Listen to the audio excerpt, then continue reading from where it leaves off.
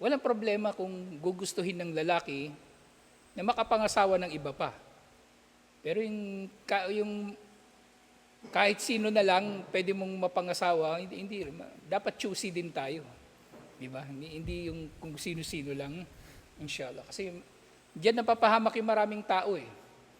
Yung porke yung babae yung lumalapit, pinapatulan niya rin naman. Ngayon, na-disgrasya, siya disgrasyado tuloy, hindi yung babae.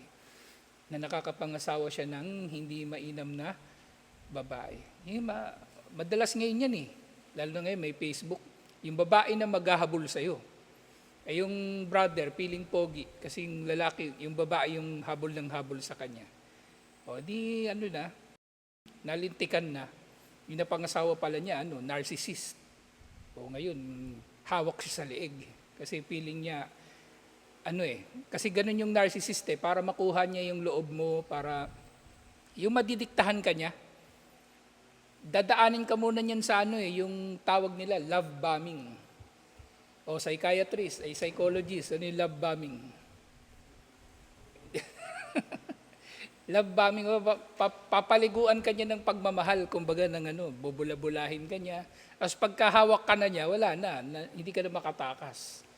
Ganun yung ugali nila. Kasi lahat yung ginagawa lang nila sa umpisa. Nang sa gayon, mahuhulog ka doon sa bitag, tapos wala na, nahulog ka na doon sa patibong. At nandun ka na, hawakan na nila sa leeg.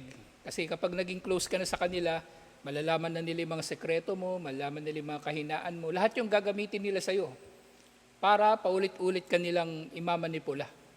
Sukdulan, yung mga narcissist, sukdulan, pati damdamin mo, papakilaman nila eh. Nagagalit ka, magalit ka sa kanya, di ba? Sabihin, ba't ka nagagalit? Parang ngayon, kasalanan mo ngayon, ba't ka nagagalit? Nagalit ka sa kanya, kasi nasaktan ka sa ginawa nyo. May sinabi siya, nasaktan ka, tapos nagagalit ka. Magaling sila, kaya nilang baligtarin yun. Sa halip na yung reaction mo, gagawin nilang kasalanan mo, bakit ka nagkaganon? Magagalitin ka kasi, sasabihin nila, magalit ka, sabihin nila, magagalitin ka talaga, lagi ka nalang nagagalit. Kasalanan mo na tuloy na ikaw ay ginalit. Samantalang, ginalit ka naman talaga nila, kung tutuusin. Kaya nga, yun ang pinakamahirap na pinakamahirap. Akala lang ng mga tao, kumbaga, yung tinatalakay natin, yung pakikipag-chat sa mga kung sino-sinong babae lang. Akala nila, kumbaga puro sarap, puro ligaya, hindi eh. Yung kadalasang babae gumagawa ng ganun, hindi rin matinong babae o mababang uri ng babae.